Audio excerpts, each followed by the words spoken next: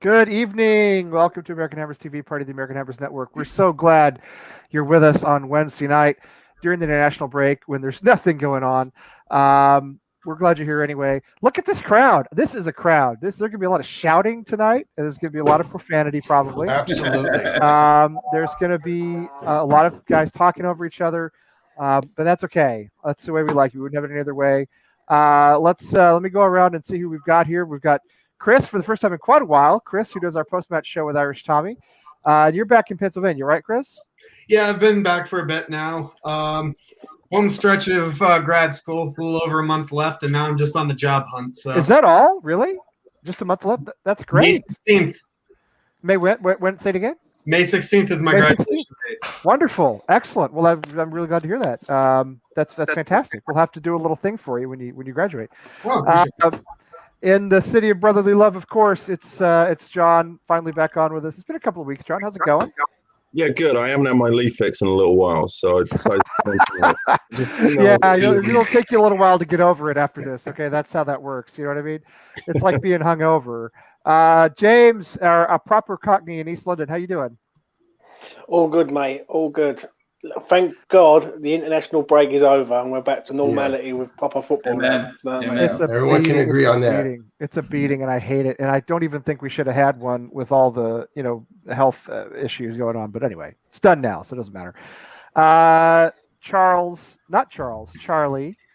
in the carpetbagger from North London. How you doing, Charlie? I'm good. I know I'm kind of a meme because I always turn up eating, and I apologize for that. But it's kind of worse because usually it is just cereal. So I have literally just eaten an entire toad in the hole. I apologize for that. I'm almost done. I promise I won't be eating for the entire show.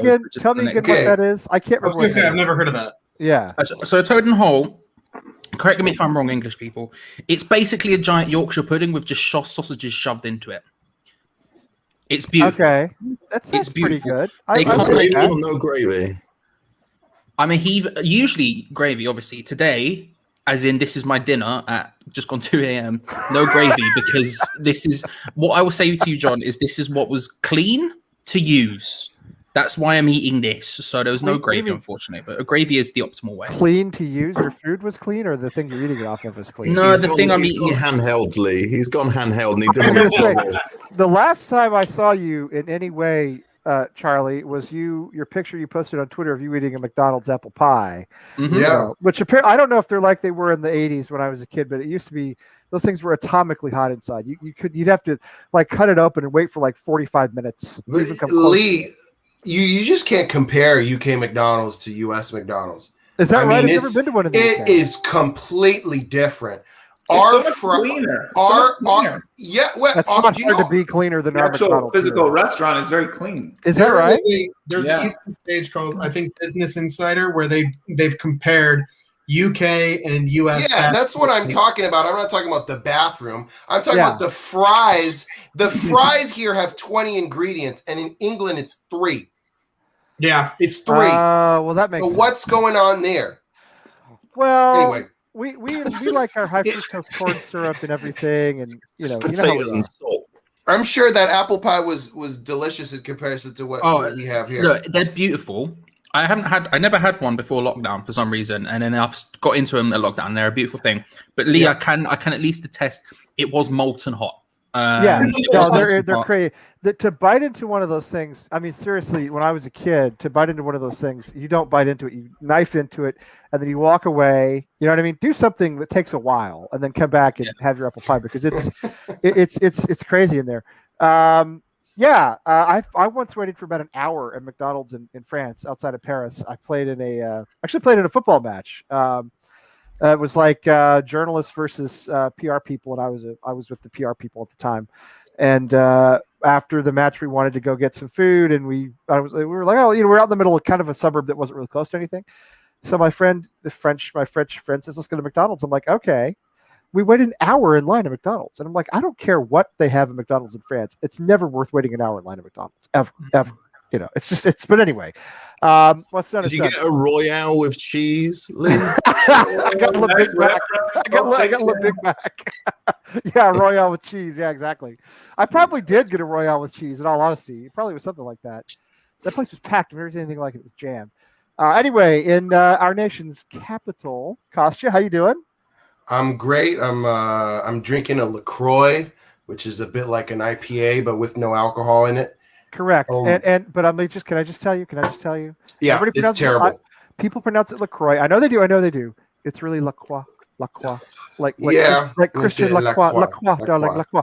If you guys ever watched Absolutely Fabulous, which is one of my favorite shows, I'm going to admit that to you. You remember Adina saying LaCroix, darling, LaCroix. Anyway, Yeah. but all my friends in Minnesota, when I used to go out there for work, called it LaCroix, and I bit my tongue. That's all. And finally, my neighbor, not finally, but last on the screen anyway, my neighbor in Boston, David, how you doing? I'm doing good. I'm liking the warmer weather in our area, and really looking forward to the Wolves match. So, before you came on, I was just saying that the warmer weather is great, except that everything's in bloom and my allergies are also in bloom. So I took a Benadryl about an hour ago. So if I just go face down, just keep going without me. All right. It's not tonight. The show will go on. The show will go on. It's not the drinking, it's the Benadryl tonight. It's not recreational. No, I wish. I mean, yeah. There's nothing recreational about Benadryl. That's not ridiculous. really. No, it's really not. Unless your recreation is dreaming. These new rappers, Exactly. they I do like to breathe. Harder strength as a recreational activity. I like breathing, and I like to not have a headache as a regular. So that's kind of what my thinking was. We're going to breathe and like be relatively comfortable. And so anyway, I feel much better. All right. I've already talked too much, so I don't have to tell you about the stuff I always tell you, which is like and subscribe, AmericanHammers.net. Get yourself a flag or whatever it is you like in the world. Look at that. Isn't that nice? Look at that. Very good. Where's yours, John Nolan? Huh? Anyway. Yeah, John. Yeah, John. I'm picking on John. Anyway, I see Chris's scarf in the background, so I can see it right up on the wall. There it is. Yeah, it looks good. It's been up there for several months now. Oh, yeah. Well, I don't think you've been on here in several months with me. So. I know I have. I don't know what Chris's room looks like without the scarf, frankly. My head just always being covers. there. I actually sure, but last time you were on, I swear you were in Ohio last time you were on. Seriously. Possible. Maybe. That's maybe why. Anyway. He brings it with him everywhere and taps it on behind no matter where he's at. I had a meeting with a guy on the IRB board, which is like the board to approve research for thesis study at universities. And he started talking. He's like, "What scarf is that behind you?" And he's athletic training major. So I'm like, "Oh, it's." I told him about the channel and everything. He's like, "Oh, I'm a Manchester United fan." I'm like, "Oh boy." Of course you are. Yeah. I mean, of course he is. He said though that he's been a Manchester United fan since he was a little kid. So how old is he? 25? I mean, And then 2 days after, when I got my research approved for my thesis, at the very end of the email, he tagged it. He said, "Good luck to your Hammers the rest of the year," or something like that. Well, that's. I mean, I guess nice, sort of. By the way, Fo, seriously, I'll get you one. Okay, I didn't realize this. I'll tell you what I did do. I don't know if you guys saw on Twitter. There was this woman in Southampton. Her little 5-year-old son was overly excited about a Mark Noble sticker, Panini sticker. So I sent him an American Hammers TV scarf because I know that's a weird gift for a 5-year-old, but what else do I have? You know what I mean? So I sent him an American Hammers TV scarf, and I sent him a Dallas Hammers sticker, one of these that Wayne gave me. And anyway, his mother sent a picture and said she was very thankful. So I thought that was nice. We'll make a little West Ham fan out of it, make him miserable for life. And all the way, I do. On a serious note, and Nipun mentioned this, and I appreciate it. We do want to say on behalf of everybody at American Hammers TV that we're so sorry to hear about Claude from Arsenal Fan TV and his passing. I don't know exactly what happened. It doesn't really matter. We all come on here because we love West Ham, because we love football, because we love to talk. We love to be together and be with all the people who watch us. And I'm sure he was the same way. I know he was the same way. So in a lot of ways, he was one of us. He was a far more successful one of us because they have a lot more viewers than we do. But my point is, he was one of us. He was somebody who, kind of has the lifestyle that we have. And I'm just so sorry that he's not around. And I know he had kids. I know he had family. So we want to send our condolences to the whole Arsenal Fan TV family. Anyway, it is season ticket renewal time. gentlemen. And you know what that means. You know what that means. Here it It's comes. time for investment rumors. Here it comes. Investor when American's going to buy the club. All right. Now, I want everybody to get a chance of this, but Kostya, you have been reading up on this, okay? And you are in our nation's capital, so maybe you have a little extra. You're at the seat of power in the United States. What do you think? Is it legit? Do you believe it? Do you have any idea who it is? Oh man. So big shout out to Knees Up Mother Brown, because I couldn't talk for always 4 or 5 minutes or however, try to hold me to it. But I've been on. Who is this here? Who is this here? Oh, look at this. We've got Good evening, Thomas. We've got a famous visitor visiting. All right, welcome. Even Tom. through the chat, he can interrupt me. Yeah, he can. No, that's what he does. Okay. That's what he does. Come on, Tom, so you can interrupt me in live form. All right, that was my fault, Kostya. Go ahead. No, it's okay. You're distracted. I work with middle schoolers. I'm used to it. It's fine. So I'm just messing with you. But I've been reading Knees Up Mother Brown since 2007 or 2008, and I'm like mostly the transfer threat. What's your handle? Will you right? tell us? What's your handle? Absolutely not. I like to keep it confidential. Although what's funny is that I'm from Massachusetts, so it's not related to DC whatsoever. That's right. So you wouldn't pick up on it being me. Per se, unless I've DM'd you and told you who I was on there, because it's a big community. I haven't been on there in years. I was on there. Years ago. Only way I was able to go to Crystal Palace away at Selhurst Park last season is because of Kim, who's on there. So thank you to Kim. She's not watching, but thank you to Kim anyway. That's okay. She's you see her on Twitter. She's I'm not going to say her handle either, but it's got Kim in it, so you can figure it out. But I've been reading that site for a long time, mostly transfer thread. But ever since I gave up on our ownership, which is since the move to the Olympic Stadium. Before that, I gave them a lot of chances. But until I saw the worst migration in football history, and I'm not thinking of just the scaffolding and the distance from the pitch. I'm also thinking about the stewards and the businesses and the shops and the Nathans and then the Bull and Pub and all those things. And so ever since then, I obviously still read the transfer thread pretty religiously, but takeover rumors come up. And what's interesting is for the majority of the time that I've been on Knees Up Mother Brown, it's a little older than 2008. I think it's pretty much beginning of the internet. It came way out back. Yeah, it's like 2000, 99. Yeah. And so quite a long time. Yeah. Usually we have one, maybe two ITKs at a time on there. Okay. And Graham Howlett, who I believe you've had on before, the editor. We have. There, that you cannot go on there claiming to be an ITK and be a liar. It's not going to work because he verifies them. Right. And so, and if you keep doing it, you get banned pretty much. So if you're ITK on there, you're verified with Graham in some manner, and you've verified your source.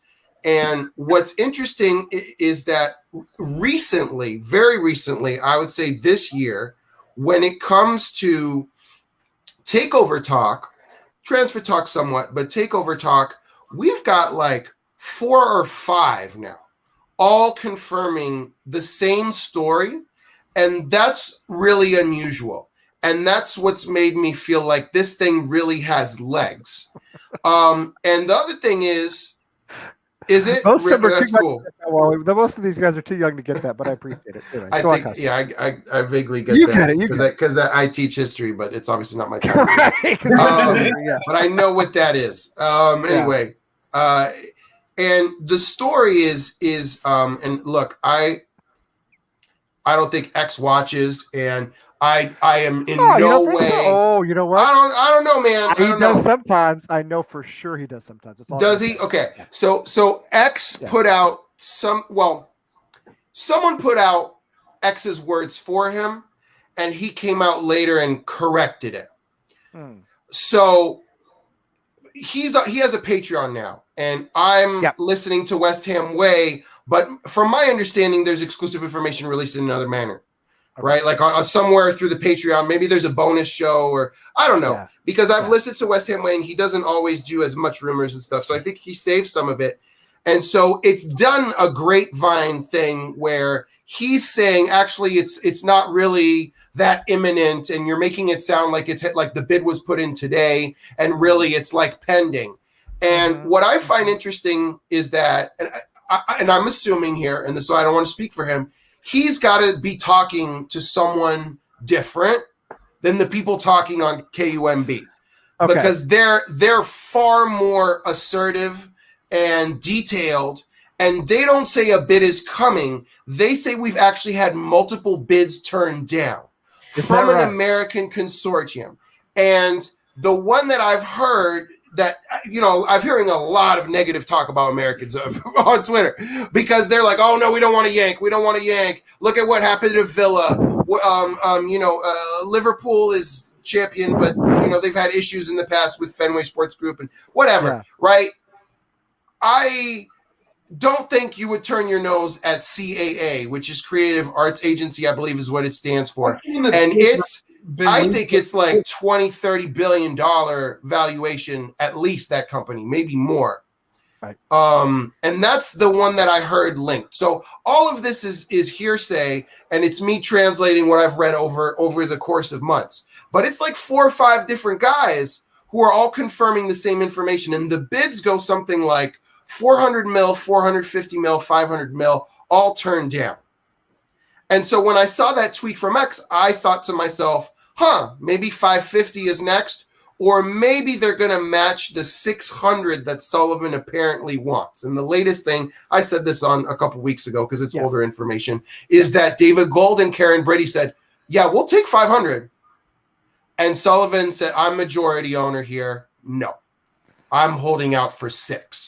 So what I really want to know, and I don't, is X repeating information that's already been heard because he has a different source, and that person's just confirming what we already know? Or is this an increased bid that's really, maybe those other bids aren't legitimate on paper offers, they're conversational or verbal bids, right? Informal offers, and now maybe there's a firm 550, 600 that's going to be formally put down, and that's what he's referring to. That I don't know, but I do think that where there is smoke, there is fire. So you think that?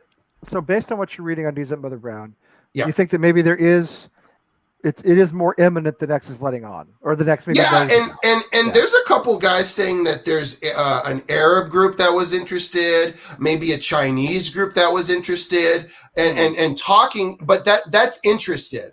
That's not. Here's a down payment. The American group is willing to put the down payment down, or is close, or something. That's because the other ones is, okay, maybe you called Sullivan and had an informal chat. That's not a bid. But American Consortium is what seems to be the firm. This is what's happening. They're the most interested. They're willing to actually put money down. They're serious. The CAA group you had mentioned, I know, I can remember back that is a group that's been linked several times, even as early as like last window. So I thought it was valuable. Anyway, go ahead, Chris. Yes, so that throws it into a little bit more too. I'll say though, at first, I think it was New Orleans Hammers. They commented on, because I had seen it first from West Ham Central's Twitter account. Yeah, they commented under it about like looking for April Fool's jokes, and I'm like, oh shit! Like it really got me thinking. I'm like, is this just an elaborate like April Fool's? Oh, like they're doing it a day? Yeah. But then commented on it too, so I'm like, okay, either he's in on the joke or it's actually legit. Well, that's interesting. CAA is a big organization, Kostya, as you mentioned, talent and sports agency. It's not immediately clear to me as I peruse Wikipedia here to see whether CAA owns actual sports teams or franchises. It probably does. If it does, I don't know what they are. Certainly has been involved with a lot of major Hollywood types. I mean, let me ask you this, and this is because the only question I can think of around this ownership stuff is, what do you not want? I mean, we all want Gold, Sullivan, and Brady to go at almost any cost. You know what I mean? Almost anybody else would be better. Is there Next level. somebody? Well, let me Next ask you level. that. Let me ask you this, James. What's the own? What to me is there a scenario to you that's worse than Gold, Silver, Brady owning the club? I want to go up to the level of Everton, Leicester, teams like that. I've had enough. I've said it multiple times. I've had enough of fighting relegation with this club. We've seen this I club feel the go same way. for relegations. And what you're saying about X, funny enough, I've got him on my show on Saturday morning. So I'll be getting him. I'm going to be. Oh, you got speaking him on to your show? 100%, mate. Yeah. And the thing is, I saw thing you is that- advertising that on Twitter. Actually, I think Where I is- was like, where- "That's a yeah. big pull. Good for you, James." That's great, James. And the Which thing show is- tell us where and when we can see that. Plug yourself. In other words. it's on Hammers Polls. It'll be on at Okay. 10:30 UK time. So On obviously Saturday. in On America, Saturday. yeah, Saturday morning. And I'll be 10:30 speaking to Saturday him, morning mate. UK time, which is going to be 5:30. So we'll watch the archive. In other words. Yeah, yeah, Yeah. But Yeah. you watch it after, right? But I'll be getting Yeah. to the points where, because I've had enough of seeing these clubs, they keep wanting to scrimp and save. And one day we will come unstuck and we won't return to the Premier League. Like we will be like another Leeds if we. I if thought we it was don't going to happen watch last ourselves. season. I thought it was going to happen last Yeah. season, James. I really did. I really were. I'll tell you what got me addicted to stupid Twitter, as I've mentioned here before, was when we had the everything shut down, and we weren't sure how the league would end, if it would end. And there was one scenario which was points per game, weighted home and away, that would have sent us down. And I thought, if we get sent down, we're not coming back up. We're not coming back up. Now, you look at how we're doing this season, and maybe I was wrong, but I think sending us down would have been, a death knell, a death sentence. The problem is with this club, it needs structure, it needs a plan. We've got, let's be honest, we don't know as fans right now where we're heading. If we're being truthfully honest here, no one could tell us that what we're going to be like next year, because West Ham don't have 2 seasons good in a row. Never. We've never done that. Never Never done that in my lifetime. So Not anybody's whatever lifetime. Yeah. Anytime, whoever we get in, it has to be the right fit for the club. They have to. The one thing I will say is they've got to embrace the club for what it is, Yeah. and they've got to Well, accept what we so let want. me ask you this, James. That's a really good point. And let me maybe we'll go around the circle and talk about this a little bit. Because we've had somebody bring this up. Tom brought it up. I don't know where he brought it up, but here's Rob's response I posted earlier. Would prefer an ownership solely devoted to West Ham and other teams. I don't know how realistic that is anymore. Is that a comment on like Red Bull? Is that what Rob is trying to say?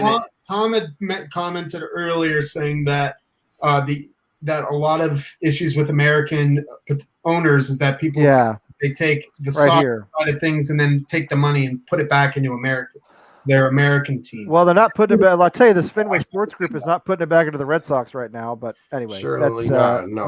not at the moment. No, they've been very successful. Don't get me wrong, but they're not at the moment. So, I mean, Chris, let's start with you since you're right there next to me on the screen. I mean, what do you not want? What is a scenario that would make you look at this and say it's actually going to be worse? If there is one. I honestly don't know. I haven't put too much stock into it. I've been trying to rack my head trying to figure out an American. I'm trying to think in terms of NFL, see what kind of owners we wouldn't want. Well, I can name 2, Daniel Snyder and Jerry Jones to start.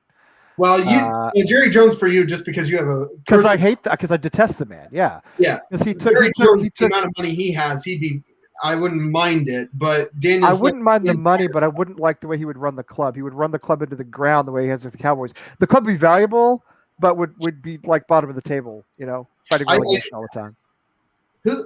Who is the owner of the Jaguars? Khan? Something Khan. Sadiq Khan. No, don't do it again. Don't do it again. Last time we talked about Sadiq Khan, and Lee put a big picture of him up because Lee loves the man's mustache. I do love his Don't wait a do it again. Don't do it. He has a Hold on. beautiful mustache. See, Come if on you hadn't now. mentioned that, I wouldn't have done it, but now you've mentioned it, so I'm going to do it. You've got to He's give it the gonna do respect it deserves. It's a great tash, bro. Right, Why are do you you hating on the care? tash? It's Chris, going to throw off the StreamYard's algorithm. It can't handle this much No. I facial reckon hair. we try Okay, it. let me- Lee, run the ting. Bring up the tash. All Let's right, go. let me say, let me change the question. I love how Charlie's been quiet, and as soon as a mustache mustache is the main topic. Yeah, bro. Let's get onto it. Charlie's like, let's go. Come on. I want to see it. He respects excellent male grooming, which I think Exactly. is. I feel the same way. I feel the same way. So let me change the question a little bit. All right. So let's say it's a CAA. Let's say it's a Fenway, somebody. It's not going to be Fenway Sports Group, obviously, but somebody like Fenway Sports Group. Are you happy, or would you rather have the Saudis? Chris, what do you think? I'll start with you. I don't know. To put it plainly, I That's don't fair know. because I don't really either. Yeah, I don't know about CAA. I don't know I don't know what they would bring to the table. I don't know if they would, because I was talking with Irish Tommy about it. The prospect of potential new owners. If say that it was to go through this summer, the ideal situation is they come through and they just flood the club with millions upon millions for transfers, especially if we get into Europe, because Right. we're going to need it one way or the other. That would be ideal, but I don't know what CAA would do. I don't know it. Like you said, I don't know if they run any teams in any I sports. don't either. It's I don't not think clear. so. It's not They, clear. to they me. just represent athletes, right? And- They Right. represent big American athletes. I'm not going to bore you with the list of names, but not LeBron, but people almost LeBron. Can you name So two if or I- three? Do you know two or three? I think Drew Brees was one, but obviously he Okay. just Right. retired. But that's a big name. um, Yeah, sure. Yeah. Yeah, Drew Brees, Paul George, Julio Jones, Chris Paul, Matt Okay. Ryan, and we just lost the Look at entire that. UK audience. Look at that! Look at that Ron you know, Jeremy looking mofo! Look at that Ron Z- Jeremy looking dude! Look at that Zion guy. Williamson, Joel Embiid. I mean, pretty big Okay. deal NBA players, and then Drew Brees. Okay, that's a great list. But their total value apparently as a company is $11 billion. Which is slightly less than the value of this mustache. Look at it. Look Look at at the that. grooming. That- They're like, this oh, dude- up and the by the way, sides. His name is Oh. Shahid Khan. Because I'm sorry, Kostya. I'm sorry. Sadiq Khan is the mayor of London. Shahid Khan is the owner of the Jaguars, and that's this dude right here.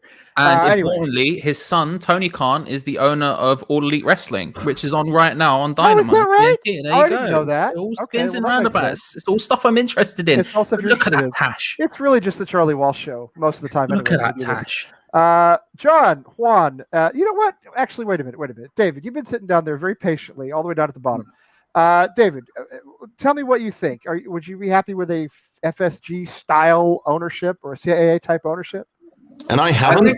think we can't predict what they would do, but I think what God, we would cool it. we okay? could compare them to other American owners, and what we definitely don't want to be is we don't want to be an Arsenal. We don't want to be I someone agree where with you there. they go for profit, then they sometimes splurge on big players like Nicola Pepe. We You don't become wanna more be popular. We Arsenal? have more presence on social media. But overall, even though we make Europa League or Champions League in the odd season, we don't like where we're at. We don't like our team. Our stadium remains soulless like the Emirates. We don't want that. I think Rob Hart said in the comments, we want an owner or an ownership group with a vision. We want someone Yes. who builds for the long term and, signs young players like a Wesley Fofana from Leicester. Yes. We want an owner like Leicester, even though the You know where owners Wesley are played, David? Where did Wesley go to Leicester from? Where was Wesley before he went to Leicester? Saint Etienne. Saint Etienne. But they just make smart signings. Jay Madison was a smart signing. Absolutely. Yep. Absolutely. I don't think we could. Another American-owned team is Man United. I don't think we could ever get Blazers, to their right? level, but we don't want to be like them, where they're just super profitable either. I think Yeah. the best example of a successful American-owned team is Liverpool Fenway Sports Group. See, I But I do don't think too. they have I do that too. money to spend. So Right. I think in an ideal world, they would just have to, number one, spend on infrastructure, have a plan, have There's a the Arsenal project. owner. Speaking of a mustache, look at that dude.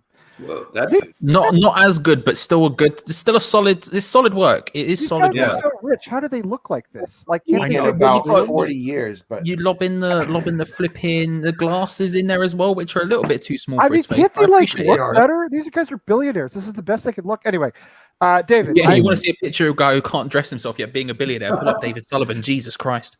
Well, he's Lord. not a billionaire though. He's a dollar billionaire. Yeah, and just to go around with the infrastructure, they need to Yes. invest more in the training ground. Chadwell Absolutely. 100%. sucks balls, so let's Absolutely, it's an update embarrassment. that. And I don't care what And then anybody says. number 3, either not build a new stadium or like knock down the stands and do something bigger with the London Stadium. I know Make they it probably bigger. won't do that, Yeah, but buy that's the what I would stadium want outright in an first. ideal ownership group.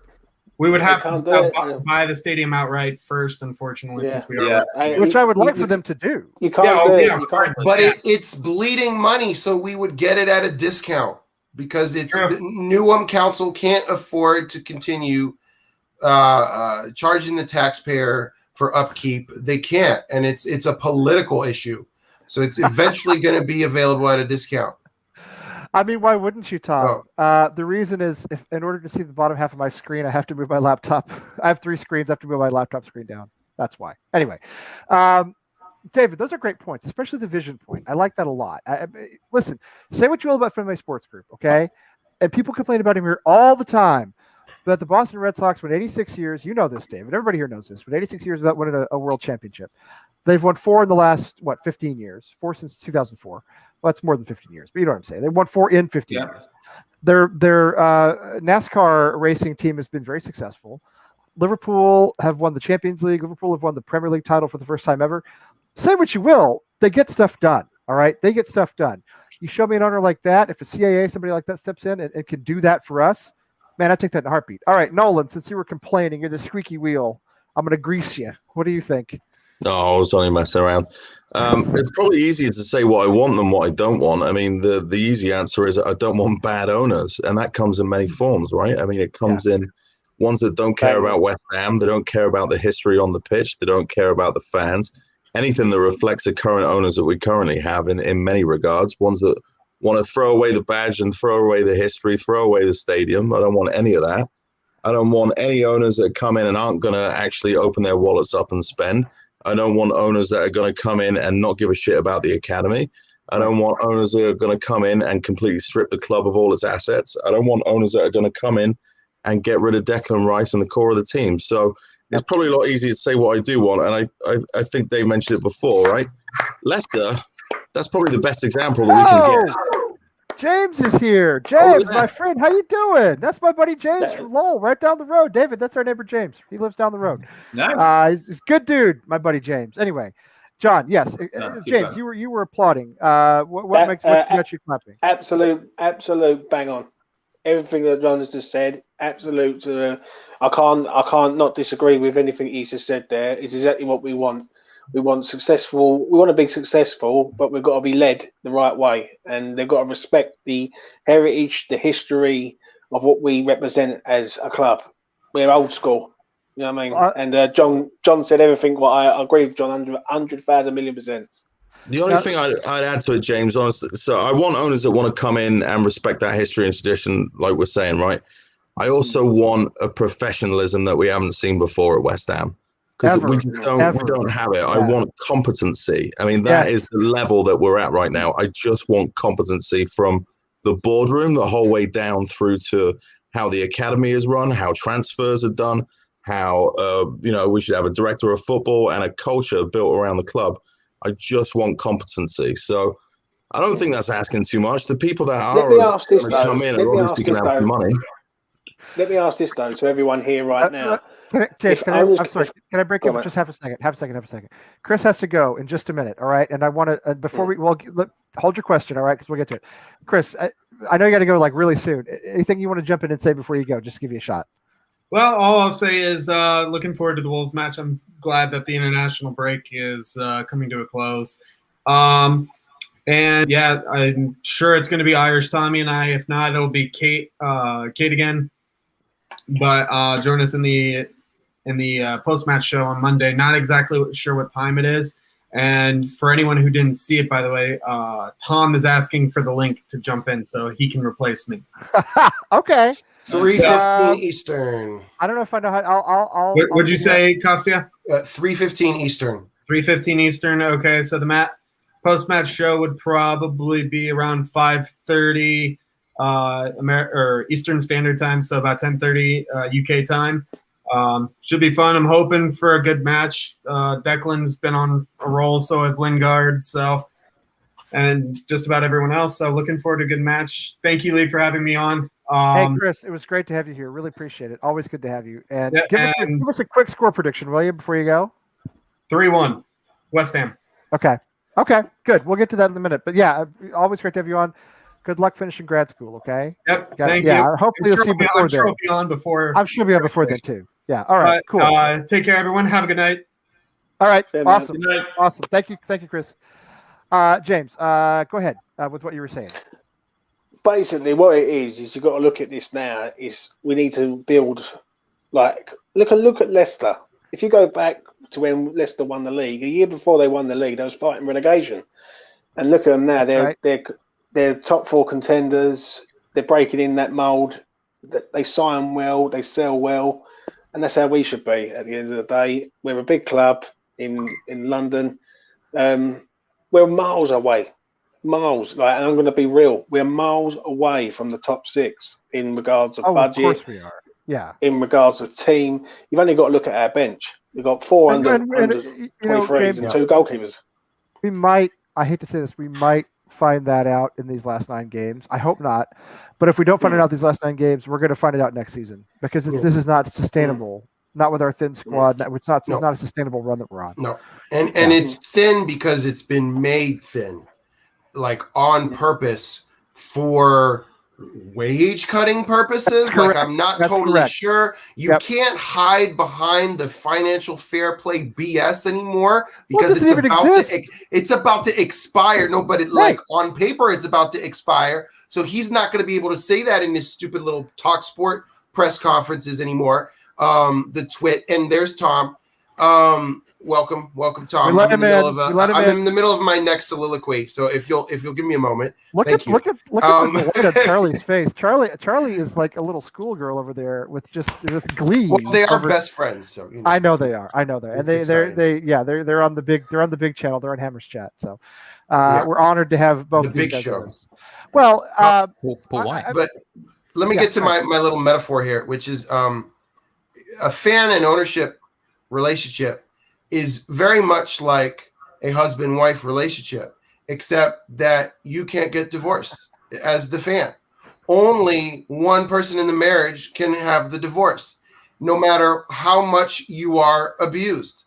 And so when the original question was, what am I going to be happy with an American consortium and, compared to a Saudi group or whatever, they're all going to have their problems. But like when for any of us first meets a lovely young lady, your rationale is put to the side for your lust, for your excitement. So I really don't care who it is because it's not going to be who I have been asking to be divorced from for 6, 7, 8 years now. I'm just going to be so relieved to have signed the divorce papers that I'm not going to care who this next girlfriend is. You're going to be out. I don't care if she's Asian, African, Arab. I don't care if she's from the south of the United States or if she's a New Yorker. I'm just going to be happy that I get to be with someone else. I don't care if they're worth $3 billion or $15 billion. They have to be better than Karen Brady's columns in the Mail, or is it the Sun?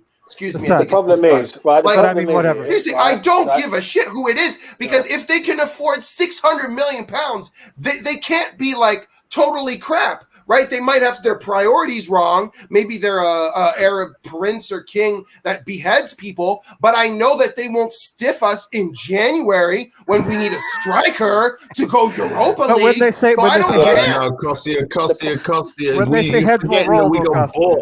We got bought by one of the richest men in the world, and then the entire economy of Iceland fucking collapsed. This is West Ham we're talking about. That's true. Anything can happen. Anything can happen. And look at Tony, more likely to happen. The problem is, look at Tony Fernandez with QPR. What no one is saying here. That's true. What no one is saying, they've got to embrace the club. Forget the money. Yeah. They've got to embrace the club. Okay, they've got to embrace history. Let me ask you this, James. What if they don't? What if they say, we don't care about your history? No good, mate. What if they say, we're going to pump 500 million pounds into the team? Do you know what I mean?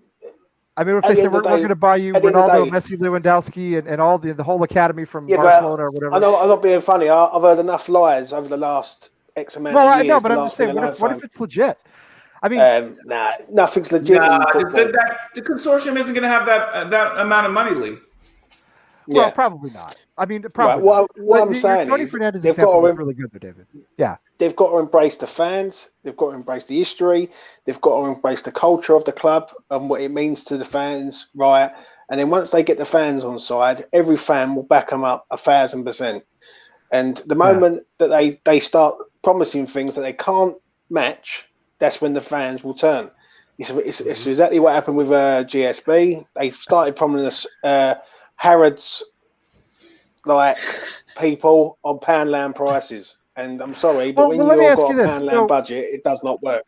Let's look at all these clubs that have been purchased. First of all, David, I think your Tony Fernandez point was really good with all the money he spent. Say what you were saying. You said it better than I did. Who, me? Yeah, you. Yeah. Oh no, I'm just saying. All I was saying that the first year he bought them, QPR won the Premiership. They spent a lot of money unwisely. They opened the bank account. I can't remember. Adel Loic Tarat Remy. was one of the players. I can't remember all the other ones. Stephen Loic Remy. Apaya. Yeah, Loic Loic Remy. Remy. Yeah. He was a South Korean international. I forget his name. He used to play for Man United. But they just Anton didn't gel. Ferdinand, Park Rio Ji-sung. Ferdinand. Yeah, Jisung Park. Exactly. South Korean international Rio Ferdinand, says real- Tom. real- And they didn't mesh well, and they went down. And who They did can also have forget Harry that, Redknapp in Man City charge. QPR game. It's a whole nother subplot. And now they're languishing in the championship. So What I think I would say- opening up your No. coffers doesn't necessarily guarantee success. But at Let- least let- they still have Loftus Road. Hang on. Let Tom jump in since we've got him on and he hasn't said a word. Yet. Tom, So, Tom, no, what- just- what's on your mind? I was just dissecting Costia there, comparing West Ham to an abusive relationship. But no, I think what. Sorry, I really don't know your name in the middle. I've never met you before. I don't want to call you fat boy. And then Oh, it's James. His name is James. It's James. Don't talk to James like that, dude. Sorry, mate. Call me whatever you like, mate. Tom, you I thought it was a don't bit watch wrong our just to show. come straight He's out been- with he's fat been on boy. the show. He's been on the show for like the last I 2 don't months. know. Okay, so James. I James. got you on that. James. Right. Okay, there we go. Fever. Yeah, it's James. So James, what he said there, I think was brilliant. I think if you're going to come over here, you need to adopt the fan aspects of things. I think a lot of the older fans, not necessarily the newer generation fans, probably will be harder to get on side than the younger generation because they all are about the history of the club. Whereas people that are still young, they want to see the likes of the Lewandowskis, they want to see the likes of Mbappe's and all that coming to West Ham. But I think the Man City takeover, what they did, I think at first, I think that is a club not stooped maybe in as much history as that we've had, but it used to be when they were at Main Road, probably more so like the working class team compared to Manchester United, who were winning titles. They and were a stuff. lot like us. They were a lot like Yeah, us. exactly. And I think if you are going to get an owner in that is going to say, right, this is what I'm going to do, this, and this, which the Sheikh, I can't remember his name, Khalid, whatever he's called over there, did, eventually you will get it on side. But I think there has to be that transparency between making the promises and actually backing that up. So if we're going to get an owner in, Bang on. then there Bang needs to be that transparency, and they're going to be like, right, well, we are going to invest into the club. We are going to do this. And I think the only one promise that you could say that Man City's owners haven't necessarily delivered on, but I wouldn't even say it was a promise, was obviously they want the Champions League. That's their biggest thing. But if you're going to come in and you're going to put in 150 million and say, right, I'm going to change the club, or say to Pep Guardiola in the summer, who at the time said, right, I need 4 new fullbacks, go and spend the money. He went and did that, and everybody kind of looks back and think, oh, that's an extraordinary amount to do it. But it ended up in them winning a Premier League title and are set to do it again this year. So I just think whoever it is, there needs to be that transparency between the owners and the fans. And I don't necessarily think that we've seen that necessarily from American owners previously. I think that's what worries me. But even though Liverpool won the title last year, there's still that, disparity between the fans and the owners, because they seem to have not invested as much as the fans would have wanted, which is crazy when we think they've got the likes of Mane and Salah. But all of that, you could have said at the time, was smart business. They didn't spend too much for those guys. They haven't gone out of their way. I think Thiago was probably the most expensive signing that they bought so far. But that was one signing in the window. So you can clearly see that there's still some, and I ain't going to get into Arsenal because of how much they hate their owners. But like I said, I think whoever comes in, they have to firstly understand the club and not leave behind that history. And secondly, there has to be that connect between the fans. Otherwise, it's just a recipe for disaster, unfortunately. There's the other side of that too, Tom. And I think, whatever happens, right, and it could happen, it might not. We'll know if it does and we'll know if it doesn't. We need to be understanding on our side too as fans, because there's so much less room at the top now than there was when Man City did it. There was room for another big club. There was room for a big owner to come in and start shaking stuff up. I mean, I remember, was it Robinho was like their big signing? And that was like the signal that, hello, we're here, the market's here, come join us. Yeah. I mean, there is so much competition at the top now. But you've got two styles. You've got two styles, I think, though, of what you can say. I can't remember if somebody brought it up before. You either have the Leicester model where you adopt an incredible scouting team and you say, right, we're not necessarily, you're not going to necessarily spend 50, 60, 70 million on one player, but you're going to go and you're going to scout those players and bring them in. I think that model would work a bit more for us, because I think there's more of a risk involved with spending loads of money on players, especially you know what, though, Tom? expensive You know signings. what you're saying there? I agree with everything you're saying, but look at Leicester's owners. Look what they do for the community and for their own. Exactly. Yeah. That's the problem. So it's either you go down the, I want the immediate investment, or let me try to build something and then spend a little bit of money on players like for James Maddison and stuff like that. I think that is for us a more successful route. I'm surprised Man City's worked the way that it did. I mean, it didn't necessarily get off the ground immediately, but they just kept putting but they kept putting money into it. And maybe some owners that come in are going to say, I'm not necessarily happy with keep funding £200 million each summer. What year did they come in there? About 2008, 9, wasn't it? 2008. So 2008, and they won the league in 2012, was it? That was the first time they won the league. Something like that. Yeah, So it took them 4 years to get a league title. But I think he literally had money to burn, I think, at that point. It still does. But I think some owners who aren't necessarily like the sheikhs that want that success will keep going after it. Some owners will think, hang on a minute, I've just put 600 million into your club over the last 3 years. Why are you not getting anything why am I not getting my money back for that? Let's ask everyone this then. If a new owner's come in, what do you expect from your new owners? Like, forget about what do you expect on the pitch. Now, I expect a team to be at least in the top 10, top 8, challenging for Europe every year if they're pumping money in. And I expect us to go quite close in cup competitions if we put the money on if we back the team and you work and you keep the players like Declan Rice, Souček, and these players and build around them.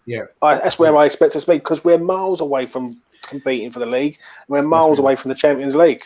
Last thing I'll say before I shut up for a little bit, but I think the issue that you've got is that now that clubs like Real Madrid, Barcelona, I saw this week, obviously, who have been massive financial troubles because of COVID and everything, they shift the goalpost for financial fair play so everything can be done, above books while everybody is, still struggling financially. Wow. So I genuinely don't think there's any way that we will be able to keep up with teams like that and be able to reinvest properly. And I just think it would go so far away. I think genuinely they'd lose out on a lot of the fan base if they were to tear away the way that they would go about it, no matter what they did. I actually think, first of all, nice soliloquy, Tom. Second of all, I actually think it's much of a muchness in a sense, because whoever comes in next has the privilege of coming after horrendous owners, so they can almost do anything, and most people will be on side. I think it's actually really easy. For how long, though, Charlie? For how long? That's the question. If this goes back to my relationship metaphor, right? No, it does. Yeah, it does. It does. I don't quite want to dip my toes into that water. I can't lie to you. Are you actually, Kostya, you're actually married, right? Working on it soon. Give me. Okay. Going through an abusive relationship. You better not get divorced. in 6 months. I didn't know you were going to ask me like this, Kostya. I think I'm thinking of anyway. I thought I was going to just ask you if like everything's okay at home because that sounded a little. Everything. Oh no, everything is great. No, There I'm was a speaking lot- from there was a prior- lot I'm of- speaking We're from very happy. prior experience. There's Prior experience. I have And- prior experience with that. Costa, Kieran, if- Kieran, how if- dare if- What's you? this? If you need to Kieran, blink in the chat, if how you need dare to you? blink, like because you're in an abusive relationship, we support you. No, I'm not. But not presently anyway. So what we know scientifically, right, is that in the wild, when we were cavemen, the whole lust chemical was developed so that the man would stay with the woman through the pregnancy and infancy, and then after that, a man could have been. This is way back. This is fucking Neanderthal wild, is times, what I will say. right? Sorry. I don't know where we're going, but I was gonna say no. this- Hold on. Let him go, I'm let gonna him go, get let there him go. quickly. He's right? rolling. So, Forget it, he's rolling. so the owners can do whatever they want for about 2 years before people start to complain, because it takes about 2 years chemically for lust to dissipate, right? For infatuation. Oh my God, this is So- fantastic. So when you get out of this crappy divorce, again, you're just so happy. Doesn't matter who the owner is, really, because these people can afford So they 600 can million rape pounds. and pillage like the They- Vikings They themselves. can afford 600 million pounds.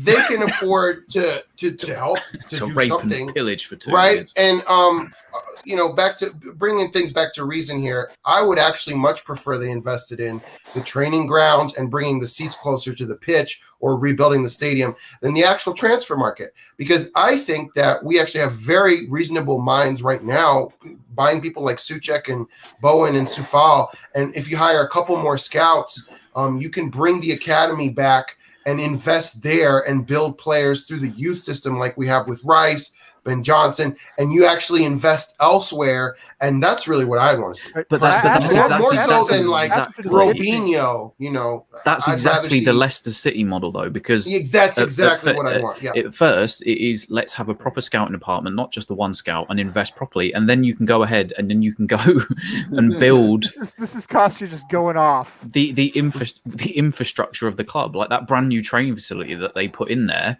will hopefully grow some of their youth teams, some of the younger players that they invest in. I think that is the perfect model that we should look to go after. Not go for your Saudi backed, American backed, whatever. Somebody that understands the club, wants to do the best for it, and build the infrastructure up, and then get better gradually over time. But that's a really good point, Tom. And what I want to ask everybody now is, what do you think? I mean, okay, so we saw Chelsea 15, almost 20 years ago now, turn around from being a club very much like West Ham to being a Champions League winner, a Premier League winner. We all know that story. Manchester City, we all know that story. If you go to France, you have PSG. If you go other parts of the world, the Red Bull Leipzig there in Germany, everybody hates them because they were nothing and they get bought by this corporate entity, and now they're one of the biggest clubs in Germany, the Champions League late stages and all that. I mean, do you think our fans in general will be satisfied with the Leicester model, or do you think most West Ham fans are going to be like, no, man, I want the shake, I want the, you know what I mean? I want it now, Lee, like Freddie have you Mercury. I want seen it their now. training ground? Have you seen their training ground? Yes, it's I mean, magnificent. But I mean, Costa, yes, I Their have. janitor's closet is better than like where we have the players change. Like it's I am unbelievable. telling you, our training ground is. I very genuinely. I mean, I grew up in a place with a lot of trailer parks, and that training ground is like right. Let's ask the one man that's been into category. the. Let's ask the one man that's actually been into the training ground here. He's sat on the right hand side. Hello. Cheryl DeWalsh, you've been there. Hello. Coming at you live with training ground information. Ours, not good. Not good. That's all. Thank you very much, everyone. Nice to see you. Cheers. Okay, but let me- Charlie, let I me didn't know you was there. You're 5 minutes from me, mate. Oh, mate, I was listen. Step up. Listen, they wanted to sign me. I said no. I was like, listen, this kid Declan Rice, I think he's got that position sewed up. I'll let him have his time in the sun. You know what I mean? Some point it will all come back around. Big man. But They wanted to sign you for what? They wanted. What were you going to do? various things. Football. What was it you played headball there with Masuaku and Obiang and all that for that Heineken challenge? I recorded the headball, Thomas. I That is, stood there and did nothing. Look at that. It looks like Apple's okay. complex. Of course, it's gorgeous, and we as a club we need something like this. I agree with you, but all I'm saying is, you talk about getting fans on side. All right, West Ham fans, and Kostya, I get your point. I do about it's better to be with anybody else except your ex, because I've actually lived through that myself. But the greater point here is, I mean, how many of our fans are going to be like, you know what? No, I want the jackpot. I want everything. I want the Qataris. I want the, you know what I mean? No one's deluded. No one's deluded to think that we're going to go out and get a top rich owner, but we want someone who's going to be top class. Why can I hear Charlie? I could hear Charlie in the background too. I don't know what that was. Does someone have the show on like on delay and they're watching themselves? That's what that sounds like. It sounds I thought someone was just watching videos of Charlie in the background. No, I save those for the evening later on. Yeah, we all heard it. No, but okay, James, I understand what you're saying. I want to agree with you. All I'm saying is we are 5th in the Premier League right now in April. We'll be April tomorrow. Wow. It's already April where you are. We're on pace to have our record points total in the Premier League. Look at West Ham Twitter. There are people who want David Moyes out. There are people in this chat room who want David Moyes out. Where is it? Over here, or wherever it is. There are people who are not happy with where we are. There are people who are, I mean, this is potentially our best season since 1986. It's going to be hopefully one of the best in the history of the club. And a lot of people are not satisfied. It's not enough. And that's what I'm saying is when the new owner comes in, how many of them are going to be like, no, I wanted the Sheikh. I wanted Abramovich. You can only judge the season at the end of the season, can't you? Can't judge it now. Absolutely. But I mean, if we finish, as West Ham fans here right now, we know we can drop off the edge of a cliff. Like we've got 9 games to go, and we could lose 6 of them. Do you know what I mean? Look at where we are right now. If you're unhappy with where we are right now, then I don't know what to say to you. Do you know what I mean? Yeah. If at the end of the season we finish 12th, that's different. 5th in the Premier League, and we have 9 games to play. After this, what we've gone through the last 10 years, the mediocrity, the relegation battles, and everything else. I mean, these are the people I worry about, right? The new owner comes in, doesn't spend £500 million right off the bat. Nobody says, "Well, this isn't any good." Yeah, but Lee, you're on Twitter World, and Twitter World is a different universe completely than like actual reality, right? So, I mean, I think if we get new owners, and as long as they're showing progress and intent, vast majority of West Ham fans are going to be happy. If we keep the core of the squad together, if they make references to our history, if they talk about 66, if they talk about the academy, immediately everybody's going to be like, oh, fucking, this is great, right? I mean, we're going to love it. We're going to eat it all up. All they have to do is get up and say, Bobby Moore, 1966. Yeah, exactly. It's fine. That will win them over straight away. Win them over. Yeah. But, like actual progress, right? Let's go and get more than one scout. That would be great. Let's go and, make a signing or 2. That would be nice. A signature marquee signing that actually works out. Let's figure out an actual system of play and a culture that surrounds the club. Have a director of football, have a philosophy to our signings. Just start and make that incremental progress and have a cup run every now and again. Year 2, maybe year 3, actually get to a semis or a final of a cup. That's success for us. I think that'd be brilliant. So I'm not bored with the Leicester model. Give me the Leicester model. I mean, before the Leicester model, probably City may have been the original Leicester model. They built pretty incrementally as well. I mean, but with a lot more money they've just spent got the and pockets not to actually have sustained success. Yeah, but they quite had the as shrewd as scouts though. Leicester. They had the scouts though to go and get. Very quickly, let's go get the Mahrez. Yeah, exactly. No, but that's it. If you can literally find the diamond in the rough with Mahrez and Kante and some of the players that they had, it is. But what I'm saying is, we have Souček and Soufal are diamonds in the rough, and the problem is that we have such a thin squad that's the only thing I could complain about this season is that our lack of depth could be the reason we finish 8th or 9th instead of 4th or 5th. That's the whole problem with this season. To be fair, Kante is one of the best defensive midfielders of his generation. Thomas Souček's just quite good at heading. Let's not get too far ahead of ourselves in comparing. Charlie. Let's not get too far ahead of ourselves. Like Thomas Souček is a great player. Yeah, he's only good at scoring goals, Charlie. Charlie, you hate Souček. I think you hate Antonio. I don't hate him. I'm just saying. Life. One's a defensive midfielder of his generation. The next Claude Makelele, and the other one is quite tall. Let's not get too far ahead of ourselves. Give him a little more comparing them. credit to that. I'm One not cost how much? Like 2-3 million. The other one costs 15. Again, let's not directly compare them. Like, okay, that's fair. Not directly comparing is fair. I put up a picture of our training ground because I just want you to know that when you look for pictures of our training ground, you never see very many good pictures because they don't want anybody to know what it looks like. I'm convinced of this. It is. You saw the one I put up. It's. I mean, I'm telling you, there are plenty of high school gyms and middle school gyms in the Dallas-Fort Worth area that are far better facilities than that. And even here in Boston, where everything's old, you can find places better than that. Anyway, back to Charlie hating everything. Making a direct comparison, I agree. Okay, no. I wouldn't compare the two either directly. That's not fair. That's not fair to Souček. That's not fair to Conte. But give Souček a little more love. Well, you're quite good at heading. He's an amazing player. I love him. He's a more complete midfielder than Kante. I know Souček defines himself, or probably would say he's a centre defensive mid, but he's a lot more than that, unfortunately. Well, I've got to admit, you got to say one thing about Souček. He's been top performer this year, and he's outperformed Bruno Fernandes.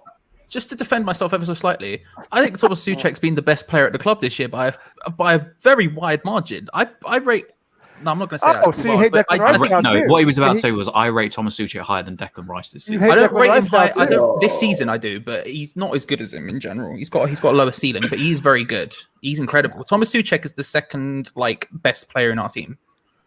By Charlie, who do you rate, Charlie? I want to know. They're all trash. Get rid of them. Let's just get. I'm done with this bullshit. Under Charlie's ownership, Jordan Hugill would have never left West Ham United. Recall Big George. Come on, that's all I'm saying. That's all I'm here for. I think someone it's fair find out if Jonathan Cleary's got a loan deal going. Let me get him back.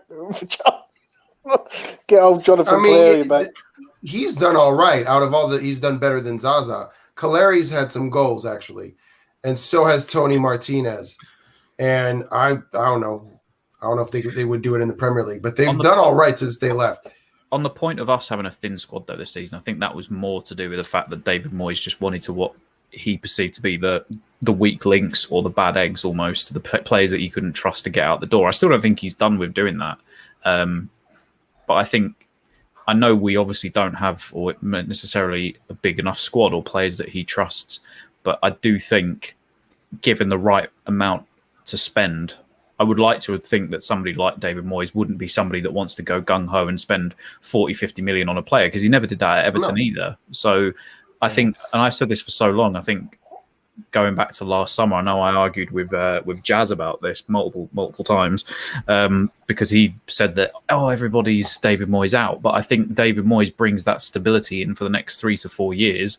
You have that trust with somebody, and then you can look forward. For the people that want to get rid of David Moyes, I don't understand it at the moment, because I do think he brings that stability. I don't know about you though, Tom, but there's no one else out there who I could see you could come in and replace him.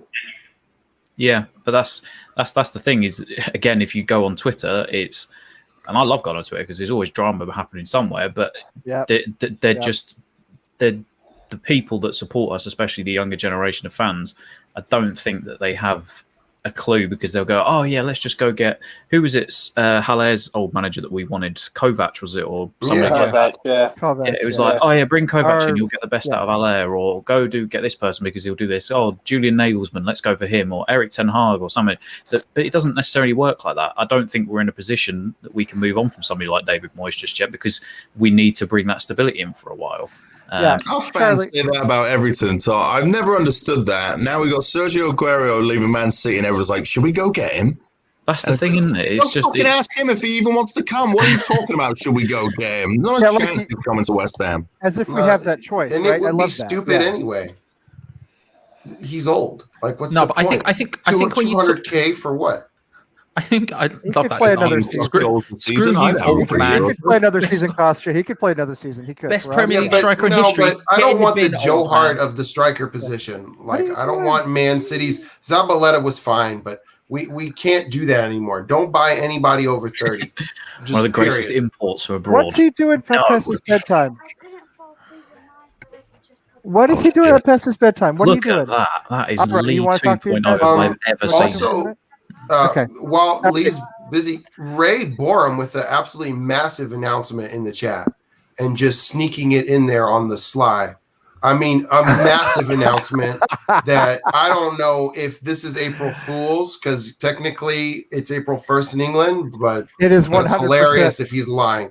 No, I but think we- listen, his customer service at Coyote Ugly Liverpool is shit enough. There's no way he's getting a West Ham job. Wow. All right, Oh, I'm, wow. I'm taking a pee break. My son's taking over. This is Isaac. Isaac's taking over. You guys just keep talking, okay? Okay, He's heard cuss words before. Isaac, Wait, hang on. I wouldn't tell you the story about See, Ray that we heard. this- Don't tell him what Ray does for a living either. What? Hey, Hi, bud. Isaac. How are Hey, you? how's it going? Good. What's quite bizarre here is that Dad's gonna now fall asleep because he's popped 2 Benadryls, and we're Yeah, he's gonna have done. to do He's the off. rest of the show with Lee Jr. Isaac, What? just a quick, Isaac, quick question. Oh. Who's your favorite player at West Ham? And then, ideally, secondly, what's your favorite curry? My curry? Did you Yeah. say? Okay. Kind of Indian food. Not Stefan. Food. I don't. Honestly, this may trigger some people. I don't know a lot of people on West Ham. I've played FIFA 18 a couple of times, but like a bunch of them like all left or something. So Yeah. Oh yeah, That's what happened So- to us. that's more football. importantly, For the a curry second question. there, I thought he was going to say Mazawaku. I've never had curry. You've never had a curry. Okay, what's your McDonald's order? We'll get there. We'll find it. Come on, we're going. Wait, I didn't know they sold curry at McDonald's. They don't. You raise an excellent point. They raise an excellent. Well, you do raise an excellent point. They do have curry sauce at McDonald's, but they don't. If you're going to McDonald's, what would you order? What would you be your meal of choice? French fries, chicken nuggets, and a chocolate shake. Oh, straight to the point. Classic. No more questions, Your Honor. You lot take over. That's What's brilliant fantastic about this is that Lee has left, but I still Gone. see Lee here. He just Yeah, it's like he's just like looking at Lee. looking into the past. I mean, I would hope so if he was his son. It would be a bit awkward if he didn't look like Lee. But yeah, sorry, Isaac. I Anyway. mean, it happens. I don't look like my dad at all. I look exactly like my mother. It's worked out okay. Also, we don't have curry sauce at McDonald's over here. I mean, you Charlie. just Yeah. get it in the little things without the ketchup. And But we I mean- do have like 16 extra chemicals in our French fries. So at least well, there's that. we're missing out on vital chemicals we could be using for other things. You know what I mean? It could be the key to the. And that is why you are a big Yeah, nation. no, I'm pretty sure ammonia is one of them. So Oh, It's John, yeah, John's Isaac. dogs. and we have She's a- metal in our bread at Subway. There's titanium in that, so that's What? fun. Look at Lee. Oh man. in the what a unit No. in the what you call it in This the is a UK. true fact. I read that an Irish judge or court ruled that the Yeah. Subway bread is not actually bread. Not bread, too much sugar in it can to be be considered bread in the quantified as UK. bread. Yeah. Wow. Yeah, Wait, Yeah. Subway bread? Okay, but if it's Subway bread, isn't it made out of back. metal?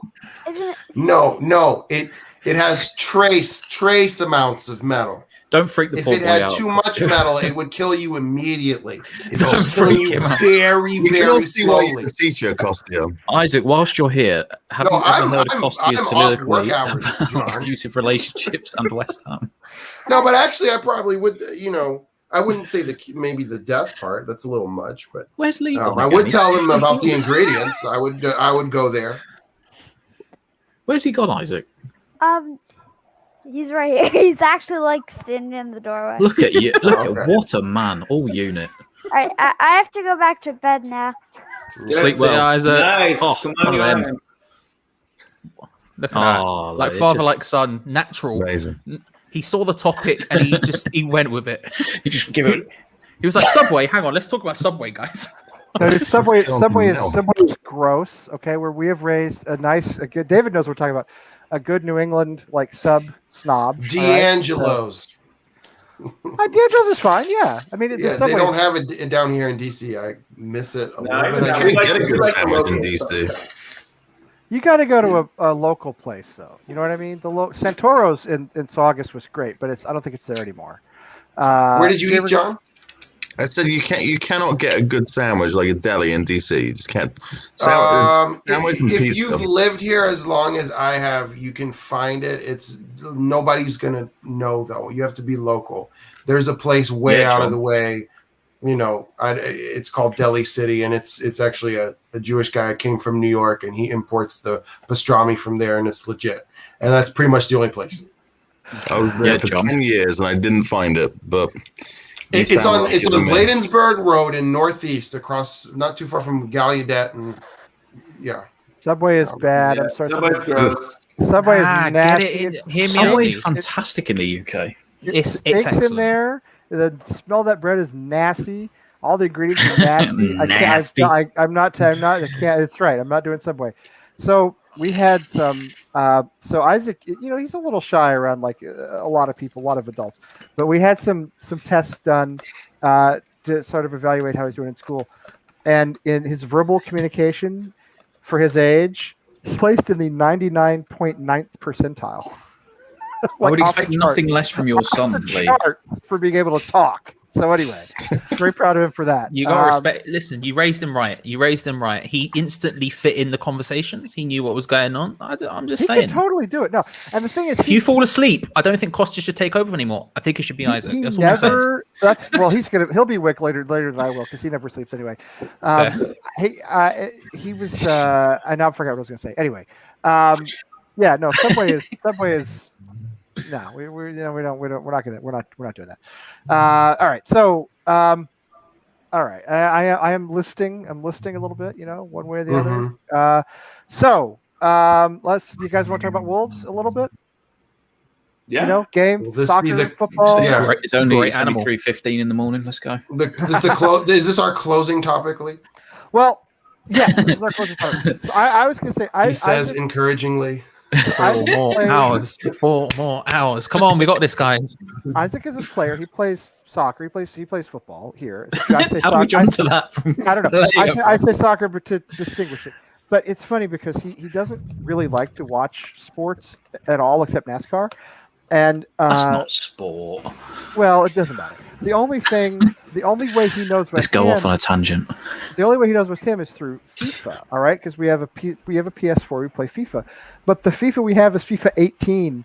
So all the West Ham players he knows are like Andre Ayew and Andy Carroll and whoever else was around 4 years ago. Yeah, actually, it was a pretty good team. He wins with them all the time. Get your son into Ultimate Team. That's what you need to do. No, I can't. I can't. Don't listen do to it. Kostya. Kostya doesn't like it. Kostya doesn't like it. No, we play very. Your we play credit card will suddenly disappear. No, very don't do it, Dad. simple. It's a very simple. We play the World Cup a lot, all right? Because it's 2018 it's World Cup. We play the World Cup a lot. We play a lot of friendlies where he's West Ham, and I'll be like Saint Etienne, or I'll be a Dutch club or something. Please like just that, say PSG for me, Lee. Never. No, I don't know. I'm not. No. Just say that. It has to come up organically, Tom. Lee, who would you say understand how this who are the favourites to win the French Ligue 1 this year? I would say Lille, Actually, not probably. PSG, I would not probably PSG. say Lille. Yeah, in all honesty, probably Lille, Lille. yeah. Lille are Defending- Who would you say are the defending champions though? I don't remember. I wouldn't say. Yeah. Lee, name cities you've lived in and also the number one teams in that city. Paris. Well, do we start with Midlothian? Je Texas, déteste. and the Midlothian high school football team? We've got time for a chronological order. Let's go. Oh, we don't. The number one team in We've got so much time. John's left. So John leaves. You should go to get John another falls asleep beer. all the time. Stade Francais It's Rugby just a pup. is the number one club in Paris. Stade Fair. Francais. Well, actually, that's not true. It's probably Racing Metro, whatever the hell they're called. But anyway, all right, forget about it. All right, Charles. Enough Yeah, what's out up? of you.